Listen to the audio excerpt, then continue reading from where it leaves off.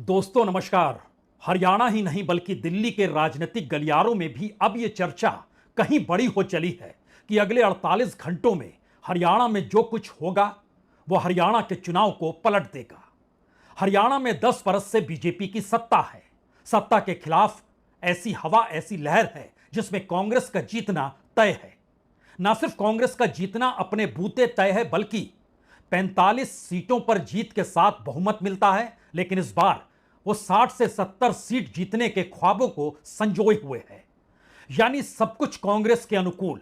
BJP की प्रतिकूल स्थितियां ऐसी कि वहां पर 4 मंत्रियों के टिकट भी काटे गए, दर्जन भर से ज्यादा एमएलएस के टिकट कट गए। बड़ी तादाद में लोग बीजेपी छोड़कर दूसरी पॉलिटिकल पार्टी में चले गए। बड़ी तादाद में बागी मैदान में है।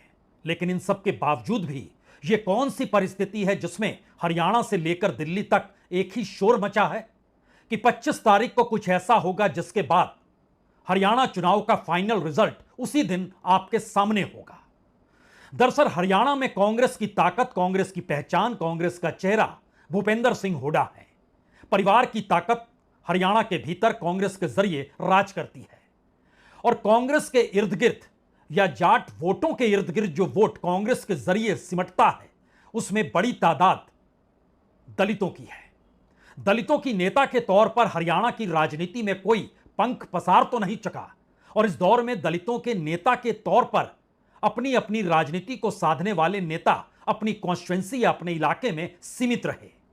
यही स्थिति कुमारी शैलजा की भी रही, जो कांग्रेस के भीतर आज से नहीं बरसों बरस से कांग्रेस की राजनीति करती आई और महज 28 बरस की उम्र में वह कांग्रेस की सांसद बन गई थी। तो जरा कल्पना कीजिए, 28 बरस के बाद आज 61 बरस कुमारी शैलजा के हो गए हैं।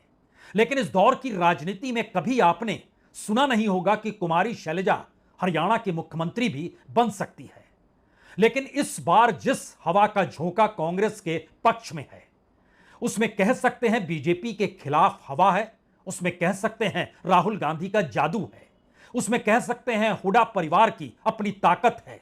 लेकिन अब यह भी कहना होगा कि इस दौर में दलित वोट बैंक जो तकरीबन 21% है बड़ा मायने रखता है।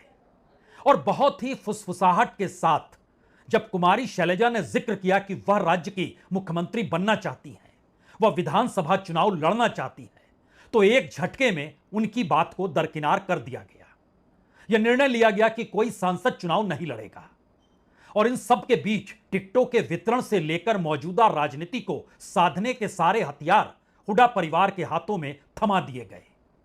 और इन सब के बीच शैलजा ने हिम्मत दिखाई कैसे, इसको लेकर भी कांग्रेस के भीतर से हुड्डा परिवार के करीबी कहें, कांग्रेस के भीतर जाट समुदाय के भीतर से आवाज कहें, या फिर राजनीतिक तौर पर ऐसी परिस्थितियों को कहें जिसमें यह लगने लगा कि कुमारी शैलजा ने इतनी हिम्मत दिखाई कैसे और बात शायद यहीं से बिगड़ गई और अगले 48 घंटों में क्या यही बड़ा खेल होने वाला है। क्योंकि कुमारी शैलजा की राजनीति अपने कॉन्स्टिट्यूएंसी या अपने क्षेत्र तक है, या उनकी अपनी राजनीति हुड्डा परिवार के या हुड्डा की राजनीति के सामने हरियाणा में पनप सकती नहीं है। अब उन्हें क्या इसका एहसास हो गया है? क्योंकि जो तनातनी की स्थिति रही वो अभी तक प्रचार ना कर पाने की थी और प्रचार न करने के बाद दलित वोट बैंक के छितराने की आई। दलित वोट बैंक के छितराने के बाद अलग अलग जगहों पर मचता हुआ शोर दिखाई दिया जिसमें कांग्रेस को वोट देने या ना देने की परिस्थिति में आवाजें लगने लगी। लेकिन बात आज उससे आगे निकलती हुई तब दिखाई दी जब कुमारी शैलजा एक इंटरव्यू में कहती है कि मेरे पिता का शव भी कांग्रेस के तिरंगे में लिपट कर गया था और मेरा शव भी यहां से जाएगा तो कांग्रेस के तिरंगे में ही लिपट कर जाएगा, यानी मेरी रगों में कांग्रेस बहती है। लेकिन कांग्रेस बहती है यह तो ठीक है, लेकिन राजनीति क्या कहती है? और राजनीतिक मिजाज कार्यकर्ताओं के जरिए बनता है और वो कार्यकर्ता जो शैलजा के इर्द गिर्द हैं वो क्या सोचते हैं, उनका अपना समाज क्या सोचता है, ये सारी चीजें महत्वपूर्ण हो गई। और बिना कार्यकर्ताओं के नेता का महत्व कुछ होता नहीं है। नेता तो भाषण के जरिए अपनी पहचान लगातार बनाता चलता है, लेकिन जमीन तैयार कार्यकर्ता करता है। और आज इसके संकेत कुमारी शैलजा के जरिए कार्यकर्ताओं के एहसास के साथ जब निकले तो यह संकेत दिल्ली तक पहुंच गए कि दरअसल अगले 45 घंटों में वाकई कुछ बड़ा हो सकता है क्या? क्या कहा कुमारी शैलजा ने ऐसा जिसके बाद लगा कि उनके कार्यकर्ता ही उनके साथ अब कांग्रेस का दामन छोड़ना चाहते हैं क्या? वो क्या वाकई बीजेपी में जाना चाहते हैं जिसको बीजेपी लगातार हवा दे रही है? या फिर अपनी राजनीति या अपनी राजनीतिक माहौल के भीतर अब शैलजा को घुटन महसूस हो रही है? आइए आज सिलसिलेवार तरीके से चीजों को परखें, समझें, सीट दर सीट, इलाके दर इलाके, नेता दर नेता और इन सब के बीच कुमारी शैलजा। देखो, बात नाराजगी की नहीं है। कुछ बातें हैं, कुछ बातें थी और उन पर हम लीडर्स के साथ बातचीत चलती है। देखो, इतने सालों से 10 साल से ऊपर हो गए हैं, पार्टी में संगठन नहीं रहा है, वर्कर बेचारे लगे रहे हैं, काम कर रहे हैं। ज़मीन पर तो यही काम करते हैं ना, हमारे जैसे लोग तो जाके सिर्फ भाषण देते हैं। काम तो वर्कर करता है ज़मीन पर, तो उनकी भी कुछ उम्मीदें होती हैं और कहीं ना कहीं एक जगह उनको लगता है जगह नहीं है, वो दूसरी जगह जाते हैं, या जहाँ पर जो भी है, कोई किसी के साथ जुड़ा होता है, कोई किसी के साथ, ये हर पार्टी में होता है। तो उनको कुछ बातें उनको भी फील हुई हैं, पर सबका हम सब यही कहते हैं कि हम सब कांग्रेस के हैं और कांग्रेस के लिए ही काम करेंगे। कमोवेश हरियाणा की हर सीट पर 10-12 हजार से 22-25 हजार तक दलित वोट मौजूद हैं और ये वोट अगर खिसकते हैं तो आपको मानना पड़ेगा कि कांग्रेस को इसके एवज में तकरीबन 40,000 वोट या 30,000 वोट हर कॉन्स्टिट्यूंसी में अलग से चाहिए। जाट वोट बैंक के साथ साथ मुस्लिम वोट बैंक भी कांग्रेस के साथ खड़ा है। इस दौर में सिख या सरदारों के वोट को लेकर भी कांग्रेस मानकर चल रही है कि वह उसके पक्ष में आएंगे, लेकिन इसके बाद एक बड़ा वैक्यूम आपको नजर आएगा। सवाल है कि शैलजा के कांग्रेस में रहने से और कांग्रेस में नहीं रहने से वो कौन सी स्थिति बनती है हरियाणा के भीतर। आज इसे परखने की इसलिए जरूरत है क्योंकि अब शैलजा का नाम तो बीजेपी के तमाम नेताओं के बीच भी घुमड़ने लगा है और माना गया कि खट्टर से लेकर किरण चौधरी लगातार हर क्षण शैलजा से बात कर रहे हैं और वो बात कर रहे हैं और मिनट टू मिनट की जानकारी 3 बड़े नेता जो बीजेपी के दिल्ली में हैं उनको भी दे रहे हैं। उसमें बीजेपी के अध्यक्ष जेपी नड्डा हैं, उसमें बीजेपी की बिसात बिछाने वाले अमित शाह हैं, उसमें बड़े नेता के तौर पर जिनकी अपनी साख आज से नहीं उस दौर से रही है जब शैलजा राजनीति में आई थी, राष्ट्रीय राजनीति में आई थी, सांसद बनी थी, राजनाथ सिंह। संपर्क और संबंध लगातार मैसेजों के जरिए लगातार चल रहा है और शैलजा के बीजेपी में जाने का मतलब यह होगा अगर 48 घंटे के बाद यह स्थिति आ जाती है तो चुनाव खत्म हो जाएंगे, यानी एक तरफा परिस्थिति क्या वाकई बन जाएगी। और अगर वह बीजेपी नहीं जाती है और कांग्रेस में रहती है तो क्या छितराते हुए वोट कौन सी परिस्थिति पैदा करेंगे। जो वोट अभी की मौजूदगी में छितरा रहे हैं शैलजा के कांग्रेस में रहने के बावजूद, हम एक लिस्ट आपके सामने पढ़ते हैं जिससे आपके सामने एक तस्वीर साफ होगी। तकरीबन 2 दर्जन सीटें हैं ये, जहां पर मुश्किल हालात आज की तारीख में कांग्रेस के सामने है। चुनौती नहीं, वहां पर उसकी हार की परिस्थितियां हैं। उसमें अंबाला कैंट है, उसमें यमुनानगर है, उसमें पानीपत ग्रामीण है, उसमें बहादुरगढ़ है, उसमें बल्लभगढ़ है, उसमें रानिया है, नरवाना है, बरवाला है, मेहम है, खरखेड़ा है, गन्नौर है, गोहाना है, सोनीपत है, बादली है, उसमें हिसार है, नरनौंद है, उचाना है, आदमपुर है, उसमें फरीदाबाद है, उसमें तिगांव है, उसमें एनआईटी है, उसमें बल्लभगढ़ है, उसमें पल्लव है, उसमें हथनी है। ये तमाम सीटों पर परिस्थिति कांग्रेस के अनुकूल नहीं है, लेकिन बात इससे बनती नहीं है। बात तो इसके आगे की है।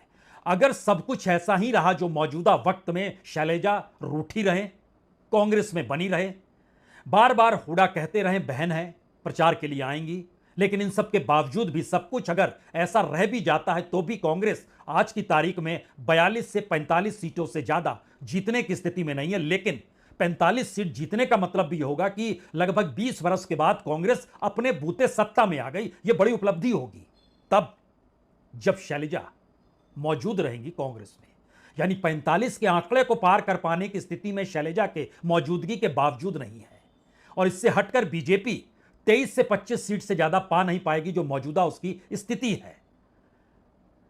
आईएनएलडी जो बीएसपी के साथ है वो 3 से 5 सीट जीतेगी, इंडिपेंडेंट 4 से 6 सीट जीतेगी, यानी कुल मिला के 9 से 18 सीटों के बीच मुकाबला फिर भी बना रहेगा। उसमें कौन कहां कैसे जीतता है, वो आईएनएलडी जीतेगी, वो बीजेपी जीतेगी या कांग्रेस जीतेगी, यह भी दूर की गोटी है। लेकिन जैसे ही शैलजा बीजेपी में चली जाएगी, पासा पलट जाएगा।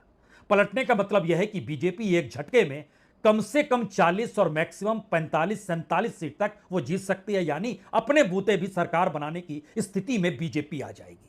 और तब कांग्रेस 25 से 30 से ज्यादा आगे बढ़ना मुश्किल होगा। आईएनएलडी और बीएसपी का जोड़ा 5 से 7 सीट जीत पाएगा, इंडिपेंडेंट 4 से 6 सीट जीत पाएंगे। 4 से 15 सीटों के बीच मुकाबला कहीं कहीं आपको कॉन्टेस्ट की दृष्टि से नजर आते चलेगा। और इन सब के बीच पहली बार दोनों परिस्थितियों में जेजेपी, जो कि चंद्रशेखर आजाद की पार्टी एएसपी के साथ है, और आम आदमी पार्टी कोई चौंकाने नहीं वाली है। यह बड़ा क्लियर कट मामला इस दौर में साफ है। अब जब दलित वोट 21% है, तो यह भी समझना होगा कि दरअसल इन वोटों के आसरे 17 सीटें सुरक्षित हैं हरियाणा के भीतर। बीजेपी ने 5 सीटें जीती थी, कांग्रेस ने 7 सीटें जीती थी 2019 में, और बाकी जेजेपी और इंडिपेंडेंट 5 सीटें जीते थे। इन 17 सुरक्षित सीटों में से 2024 के लोकसभा चुनाव में बीजेपी अंबाला और सिरसा हार गई, और कांग्रेस 11 सीटों पर आगे रही विधानसभा की, जो कि लोकसभा विधानसभा में 7 सीटों पर आगे थी, वो बढ़कर 11 सीटों पर इन जगहों पर आगे नजर आने लगी। अब यहां पर सबसे बड़ा दो ही सवाल है, क्या आईएनएलडी और जेजेपी, ये अगर दलितों के वोट इन्हें मिलते हैं, क्योंकि एक के साथ बीएसपी है, एक के साथ चंद्रशेखर आजाद है, तो फायदा किसको होगा? फायदा बीजेपी को होगा। शैलजा की नाराजगी से लाभ बीजेपी को हो रहा है, और बीजेपी में शैलजा के शामिल होते ही कांग्रेस का चुनाव थम जाएगा। यानी एक झटके में हुड्डा की पूरी राजनीति, टिकटों का वितरण, सब कुछ उसके अपने दायरे में आकर सिमट जाएगा। यहां बागियों के खेल को भी समझना होगा। कांग्रेस के 19 सीटों पर बागी खड़े हैं, बीजेपी की 15 सीटों पर बागी खड़े हैं, लेकिन नाराजगी शैलजा की इस बात को लेकर नहीं है कि एंटी इनकम्बेंसी, बागी का होना। दरअसल इसके पीछे की राजनीतिक मिजाज को अगर आप समझिए, तो शैलजा जो पद चाहती थी वो नहीं मिला। स्थिति यह भी आई कि उन्होंने बोला था कि करनाल भी हम जीत सकते हैं, जी, जहां से खट्टर चुनाव लड़े थे, लेकिन राजनीतिक सौदेबाजी के तहत खट्टर के खिलाफ कमजोर खिलाड़ी बुद्धि राजा को खड़ा किया गया, जिनको कोई जानता नहीं था, और उसके सौदेबाजी में कहा गया कि खुद जो शैलजा के गुटों के जरिए बात निकल कर आती है, वो खुले तौर पर कहते हैं सौदा इसके लिए रोहतक सीट को लेकर हुआ, जहां से दीपेंद्र चुनाव लड़ रहे थे। इसी तरीके से 2 और सीटों पर सौदेबाजी हुई, यानी लोकसभा की सीट तक पर अगर सौदेबाजी हो रही है, तो शैलजा की जो 6-7 सीटें हैं, उसमें 4 तो विधायक हैं, एक कालका से, एक असंध से, एक सडोरा से और एक नारायणगढ़ से। इससे हटकर 2 सीटों पर जहां पर उनके उम्मीदवार हैं, कालका और अंबाला कैंट, इन दोनों जगहों पर जो इंडिपेंडेंट कैंडिडेट है वो हुड्डा के करीबी हैं। यानी राजनीतिक तौर पर शैलजा के सामने यह संकट आ गया कि अब राजनीति को साधे तो कैसे साधे।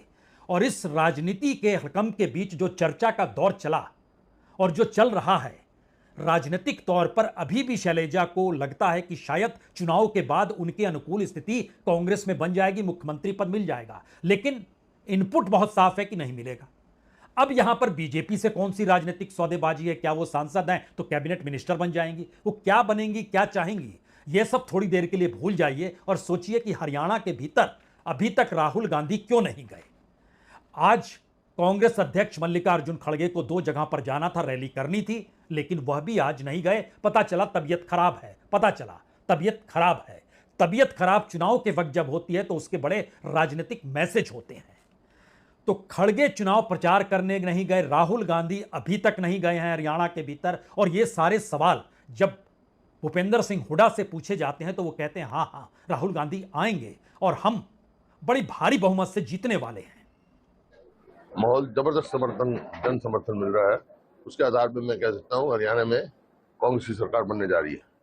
अच्छा, स्टार प्रचारक जैसे बीजेपी में काफी लोग हैं, राहुल गांधी जी, प्रियंका जी, उनका आएंगे। अभी वो जम्मू कश्मीर गए हुए हैं, आएंगे। कोई भी पूछ सकता है कि राहुल गांधी वाकई अभी तक हरियाणा में चुनाव प्रचार करने क्यों नहीं गए। क्या हरियाणा में राहुल गांधी की कांग्रेस या मल्लिकार्जुन खड़गे की कांग्रेस नहीं, बल्कि हुड्डा की कांग्रेस चुनाव लड़ रही है? और हुड्डा ने जिस तरीके से टिकटों का वितरण किया है, वो राजनीतिक तौर पर अपनी राजनीतिक जमीन को मजबूत करने के लिए किया है। यानी हरियाणा की कांग्रेस हुड्डा की कांग्रेस है। याद कीजिए, इसी तर्ज पर मध्य प्रदेश में कमलनाथ की कांग्रेस थी, राजस्थान में गहलोत की कांग्रेस थी, छत्तीसगढ़ में बघेल की कांग्रेस थी। इन तमाम जगहों पर हार क्यों मिली? क्या वो कांग्रेस, वहां के अपने कांग्रेसी छत्रप नेता दिल्ली के किसी भी रूप में कोई हस्तक्षेप नहीं पाते हैं, या फिर अपनी राजनीतिक जमीन को मजबूत बताने दिखाने के लिए उन कांग्रेसियों को दरकिनार करते हैं जो कि अपने बरसों बरस की राजनीतिक तपस्या के साथ एक कांग्रेस के अनुकूल जमीन बनाते हैं? क्या यह सवाल है? एक क्षण के लिए इसके लिए आप टिकटों की परिस्थिति को समझ लीजिए, उसके बाद आपको तमाम क्षेत्रवार भी सामने परिस्थिति होगी। अगर शैलजा चली जाती है तब क्या हो जाएगा, और नहीं जाएगी तब क्या होगा। बीजेपी ने जाट को 16 टिकट दिए, हुड्डा ने यानी कांग्रेस ने 28 टिकट दिए। दलितों की सीट सुरक्षित है 17, तो दोनों ने 17-17 टिकट दिए। ओबीसी की 21 सीटें बीजेपी ने दी, 20 कांग्रेस ने, लगभग बराबर है। ब्राह्मणों को 11 टिकटें बीजेपी ने दी, हुड्डा ने सिर्फ 5 टिकटें दी। पंजाबी को 13 टिकटें बीजेपी ने दी, हुड्डा ने सिर्फ 7 टिकट कांग्रेस में दिलाई। जो वैश्य समाज है वो वोटर बीजेपी का है, तो 5 टिकटें उन्हें दी गई, लेकिन 2 टिकट कांग्रेस के भीतर वैश्य समाज को दी गई। जो मुस्लिम है, खासतौर से मेवात का इलाका है, वहां पर 2 मुस्लिमों को बीजेपी ने भी टिकट दी है और कांग्रेस ने 5 को दी है इन 3 सीटों पर। इसके अलावा 2 और सीटों पर दी गई है। राजपूत 3 टिकट बीजेपी ने दी, 1 टिकट सिर्फ कांग्रेस ने दी है। रोड समाज के 2 लोगों को टिकट बीजेपी ने दी, 1 को कांग्रेस ने दी। जाट सिख 4 टिकटें, जो वोट बैंक हुड्डा को लगता है कि जाट साथ में जुड़ा हुआ है और सिख है, तो 4 टिकटें जाट सिख को दी गई, बीजेपी ने 1 को भी नहीं दी। यानी एक क्लियर कट आइडिया यह बनता है इन सब के बीच, जब आप देखिएगा तो कांग्रेस के भीतर 28 जाट और 4 जाट सिख और इसके अलावे 6 जाटों का इंडिपेंडेंट अलग अलग जगहों पर लड़ना, जो कांग्रेस के बागी हैं, हुड्डा के साथ हैं, ये तमाम चीजें निकल कर आती हैं।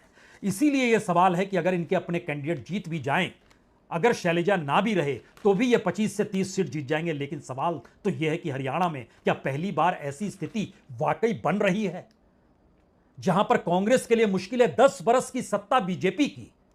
हम आपको जिंद की एक सभा दिखाते हैं जहां पर नारे लग रहे हैं, खुद सुन लीजिए।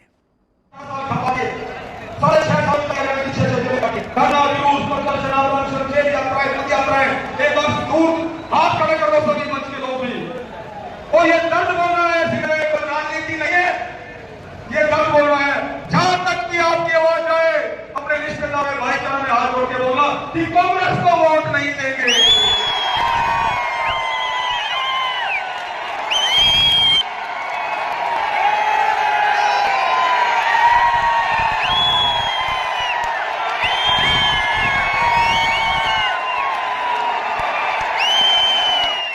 यानी 10 बरस की बीजेपी की सत्ता के बावजूद अगर ऐसे नारे कांग्रेस के खिलाफ जिंद में डीएससी समाज के लग रहे हैं जिन्हें आरक्षण चाहिए, तो क्या यह सौदेबाजी राजनीतिक तौर पर करने की मंशा से यह पूरी की पूरी सभा बुलाई गई, या फिर इन परिस्थितियों में पहली बार उन्हें लगने लगा है कि दरअसल शैलजा 25 तारीख को कहीं शिफ्ट तो नहीं हो जाएंगी? और शायद यही वो वजह है जिस वजह से बीजेपी के भीतर अभी तक सिर्फ कभी खट्टर कहते थे, कभी सैनी कहते थे, लेकिन अब खुले तौर पर अमित शाह भी कहने से चूक नहीं रहे हैं और नाम लेके कह रहे हैं कि शैलजा के खिलाफ कांग्रेस के भीतर जो हो रहा है वो शैलजा के साथ नहीं बल्कि दलित समाज को लेकर हो रहा है।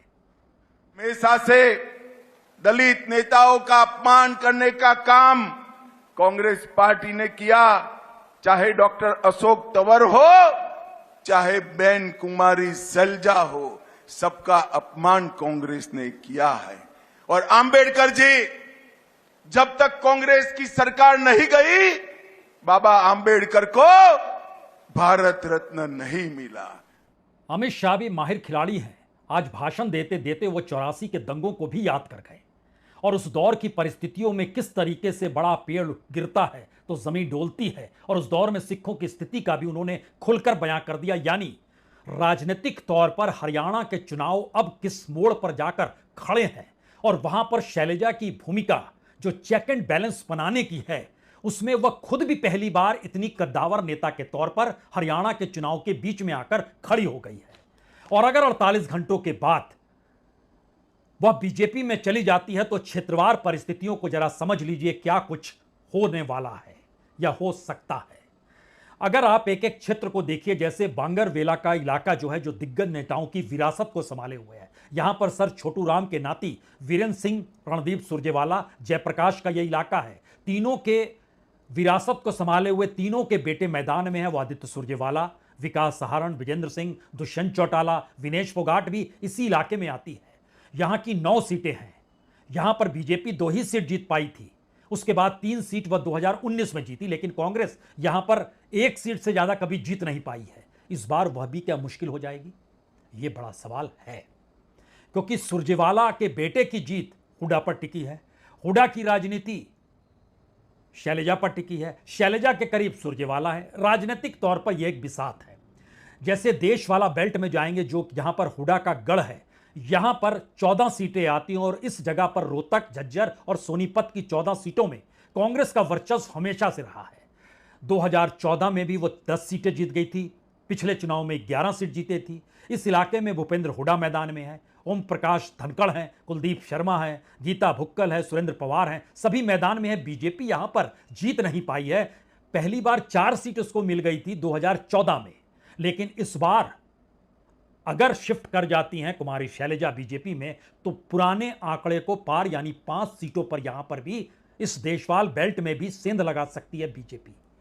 बांगड़ बेल्ट जो है, ये आप कह सकते हैं तीनों लाल की कर्मभूमि रही है। देवीलाल हो, बंसीलाल हो, भजनलाल हो। इसके दायरे में हिसार आता है, सिरसा आता है, फतेहाबाद आता है, भिवानी आता है, चरखी दादरी आती है। और 21 सीटों में से पिछली बार बीजेपी 8 सीट जीती थी, कांग्रेस 4 सीट जीती थी, जेजेपी 5 सीट जीती थी। अगर चली जाती हैं तो एक झटके में बीजेपी की सीट 21 में से लगभग 12 से 15 सीट हो जाएगी, यानी बढ़ जाएगी इस रेंज में। और कांग्रेस जो 4 सीट जीती थी, उसमें वह 2 सीट भी जीत पाए, बड़ी बात होगी। यह स्थिति शैलजा को लेकर है इस बांगड़ बेल्ट के भीतर भी। और इसके बाद अगर आप जीटी रोड वाले बेल्ट में आते हैं, जिसके दायरे में पंचकुला आता है, अंबाला आता है, यमुनानगर आता है, कुरुक्षेत्र आता है, करनाल आता है, पानीपत आता है, यहां पे तमाम दिग्गज मैदान में है। नायब सैनी हैं, अनिल विज हैं, सुभाष सुधा है, कंवरपाल गुज्जर हैं, महिपाल डांग है, ढांडा हैं, ये सारे लोग मैदान में। और यहां पर बीजेपी ने जो सीटें हासिल की थी, अगर आप ध्यान दीजिए तो 23 सीटें इस इलाके में पड़ती है। पिछली बार 12 सीट जीती थी और उससे पहले 21 सीट जीती थी। 23 में से 21 सीट 2014 में जीती थी। अगर यहां पर मूव कर जाती हैं शैलजा, तो ये जीटी रोड के बेल्ट में दोबारा से वो 21 सीट जीतने की स्थिति में आ जाएगी। और पिछली बार 9 सीट कांग्रेस जीती थी, वो घटकर 7, 6, 5 सीट पर आ जाएगी, उससे आगे नहीं बढ़ पाएगी। और बीजेपी मैक्सिमम 21 जाएगी, लगभग 18 से 21 के बीच में वो रेंगती हुई नजर आएगी, जो पिछली बार से 12 सीट जीती थी। अहिरवाल के इलाके में जाएंगे, जो अहिर बहुल इलाका है, यहां की 11 सीटें 2014 में बीजेपी जीत गई थी, पिछली बार 8 सीट जीती थी बीजेपी, और कांग्रेस को 2 सीट मिले थे। यहां सुपड़ा साफ हो जाएगा अगर शैलजा चली गई बीजेपी में। रेवाड़ी, महेंद्रगढ़ और गुरुग्राम का इलाका इसके दायरे में आता है। और इन सब के बीच ये साउथ हरियाणा का जो इलाका है, जो फरीदाबाद, पलवल, जिसकी 9 सीटें हैं, यहां पर 7 सीट पिछली बार बीजेपी जीती थी। यह गुज्जरों के प्रभाव वाला इलाका है, कांग्रेस 1 ही सीट जीत पाई थी। उन सीटों को डिगा पाना इस बार आसान कांग्रेस के लिए इसलिए था क्योंकि यहां के जो सांसद हैं फरीदाबाद के, कृष्णपाल गुज्जर, वो चाहते थे उनके बेटे को टिकट मिले, देवेंद्र चौधरी को टिकट मिले, लेकिन दे दिया गया विपुल गोयल को। और चूंकि आम आदमी पार्टी दिल्ली से लगा हुआ इलाका, यहां भी उसका प्रभाव है। लेकिन सवाल है कि शैलजा के जाने के बाद, चाहे वो साउथ हरियाणा हो, अहिरवाल बेल्ट हो, जीटी रोड का बेल्ट हो, और इन परिस्थिति में जिन जिन बेल्ट का हमने जिक्र किया, वहां पर लगभग 30% सीटों का लाभ सीधे तौर पर बीजेपी को हो जाएगा, तो चुनाव तो थम जाएगा। एक इलाका मेवात का है, जो नूंह जिला है, यहां पर कांग्रेस 3 सीटें जीती थी। चूंकि यह मुस्लिम बहुल इलाका है, यहां पर एंटी इनकम्बेंसी भी बीजेपी के खिलाफ है। लेकिन ओवरऑल जब आप देखेंगे बीजेपी के खिलाफ जो एंटी इनकम्बेंसी हरियाणा के भीतर है, और खासतौर से किसानों का मुद्दा तो ग्रामीण हरियाणा के भीतर बीजेपी के सुपड़े साफ करने को लेकर है। लेकिन इस पूरी राजनीति ने एक झटके में बीजेपी को मुकाबले में लाकर खड़ा कर दिया। यानी हुड्डा वर्सेस ऑल की परिस्थिति थी, इसका लाभ उस ऑल की अगुवाई करते हुए बीजेपी सामने आकर खड़ी हो गई है।